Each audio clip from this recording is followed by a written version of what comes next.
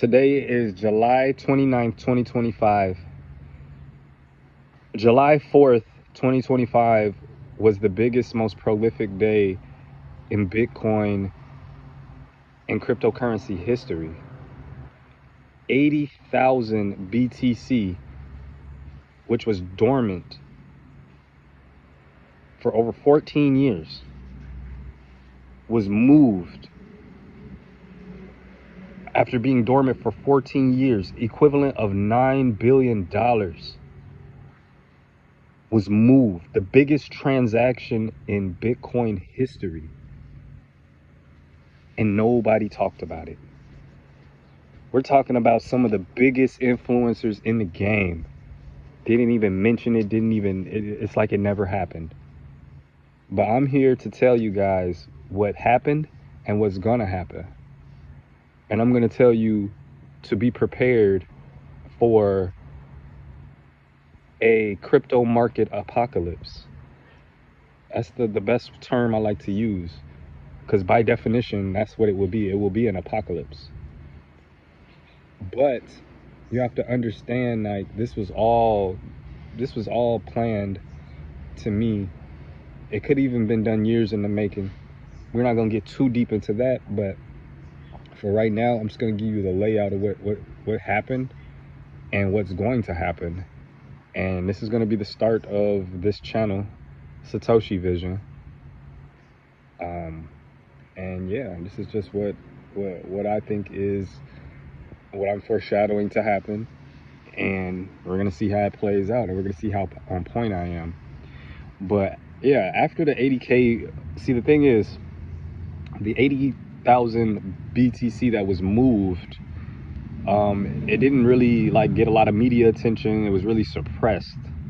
So what's going on is, see, when this all happened, me and my homie, we were just on the phone talking about it. Like, you know, when it happened, we kind of seen it, but when we really stopped and like thought about it and we talked to each other about it, we had to realize, like, hold on, this is like an act of God. This is a big deal.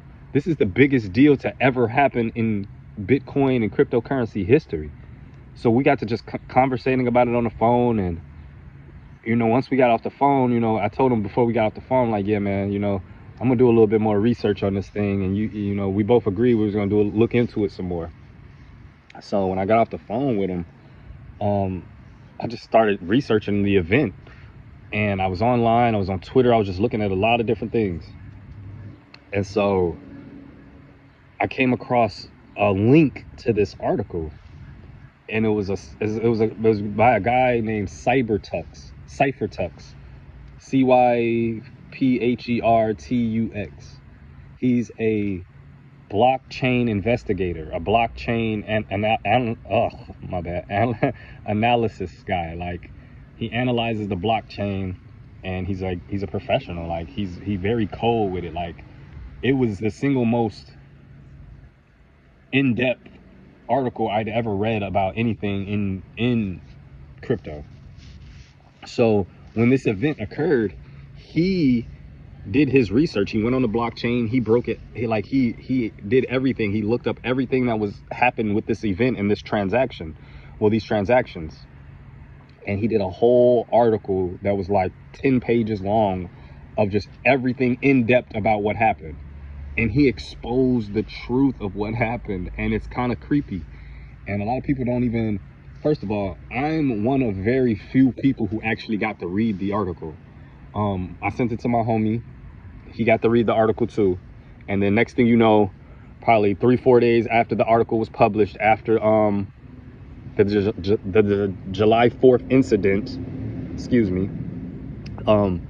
Cyphertux took the article down. Cyphertux took it down, but days after he took it down, he put out a post saying that he was hacked. Yeah, okay, we don't know. He was either hacked or he took it down. Either way, there was a reason why he took it down. They either pressed him.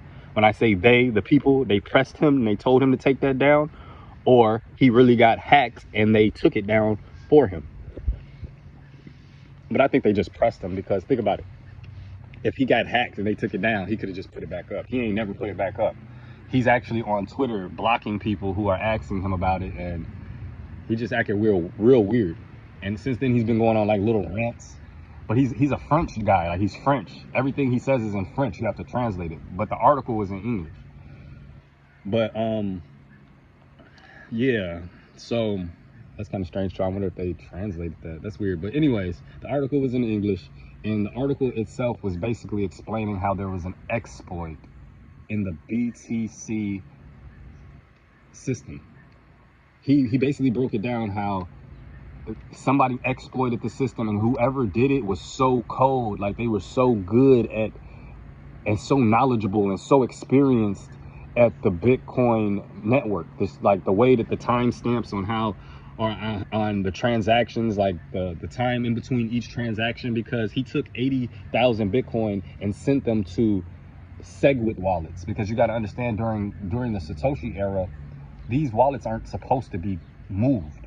Like, these wallets don't have real owners. That's what people don't realize. Like, there is no whale who was mining it and just accumulating it and had it for 14 years and didn't touch it. No, that's not what's going on here. What's going on here is somebody is so good at the crypto network that they figured out an exploit in the BTC network, because the BTC network is not the original protocol for Bitcoin. So it's not the original protocol, so it has flaws and certain exploits can be done to it. So somebody has compromised the private keys of a Satoshi era wallet that contains over 80,000 BTC. And not only did he compromise it, he left messages on the blockchain, legal messages, making it look like as if he's taking control over an asset that's been abandoned. He left messages saying that the person who's allegedly the owner of this BTC has to make an on-chain transaction proving that they're the owner by October 5th, 2025. And if they don't, then they said, we take ownership of this wallet, because currently they have ownership of the wallet. If you're able to move that much BTC, that means you have the private keys. That means you have access to the wallet. You own the wallet. He has access to the wallet, but he's just giving that quote unquote owner time to claim, but there will never be an owner. There will never be anybody to come claim it. So he's just doing some legal jargon to make it, to set up for the ultimate end game of what's going to happen. So what happened also is the wallets that he sent these legacy, from the legacy wallets to the SegWit wallets, he was so cold that he created custom wallets for the SegWit wallets that he was creating. They had certain words in it. It was a curse word in it. The F word was in it. Like, do you know how hard it is to put a word into a address? Like, he made custom addresses. You have to be so sophisticated and so like raw at the blockchain to even be able to do that. And he put a cuss word in it, and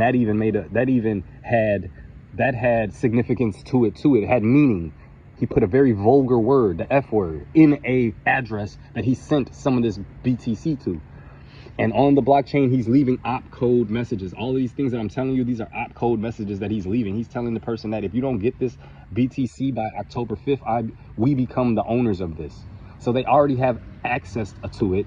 But if by October 5th, if nobody claims it, which they won't, they will have full access to sell, do whatever they want to do.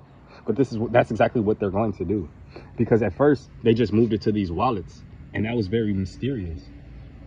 But then we were just sitting back thinking like, okay, that might be it. Maybe they're just going to wait until October 5th. No, like a week after that, they ended up moving this BTC to Galaxy Exchange, Binance, and Coinbase. Now, what you have to understand, only 40,000 of the BTC was sent to Galaxy. And everybody keeps saying, and there's false articles out there and propaganda and misinformation to throw off the public, saying that these BTC were sold See, they want everybody to believe that the BTC were sold and nothing happened and the market is just thriving and everything's going good. And don't worry, guys, that was nothing to be worried about. Oh, it just happened. You know, $9 billion worth of BTC was sold and nothing happened. Like, that's what they want you to believe happened. But in reality, the money is still sitting on chain inside of the wallets of all of these exchanges, awaiting October 5th and on.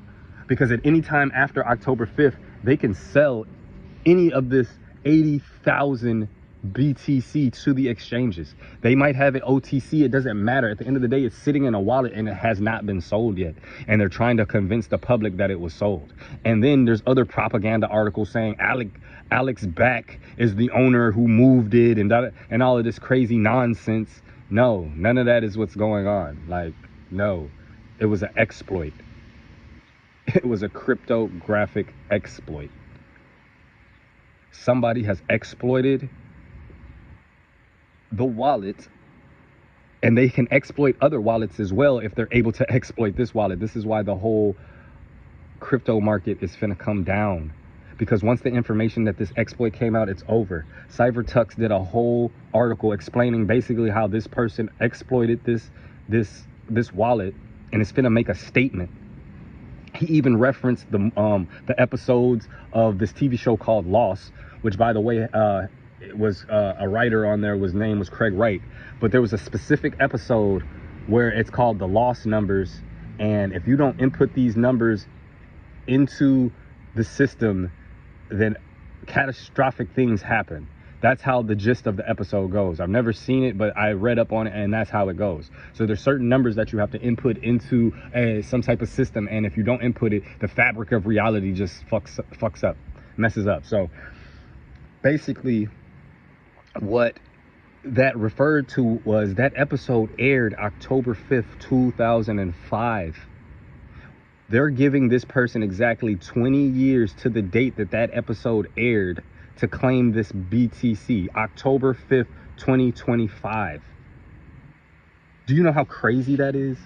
That implies some type of thought that was done years in advance. That implies that this is something bigger than just something that was just done recently. This sounds like something that was planned a long time ago. But ultimately, what's going on is a BTC exploit has occurred. Somebody has taken over the BTC wallet of a Satoshi era wallet that contains $9 billion. And if somebody doesn't claim it by October 5th, they're at their discretion to do whatever they want, because they take full custody of the wallet and they can do whatever they want. And whoever this is, they referenced the episode of The Lost where if you don't put these numbers in right, it's going to crash. He's making a lot of crash references. Iceberg, I think some SV was moved to some wallets that were custom made called Iceberg, insinuating some type of crash. All I know is that once it's determined that BTC is no longer a store of value and is impenetrable by government or impenetrable by hackers, it's over. That's the crypto end game right there. That's what's going to topple the whole everything. It's over after that. Once they realize that the money that people are not going to want their life savings sitting in BTC if it can be exploited.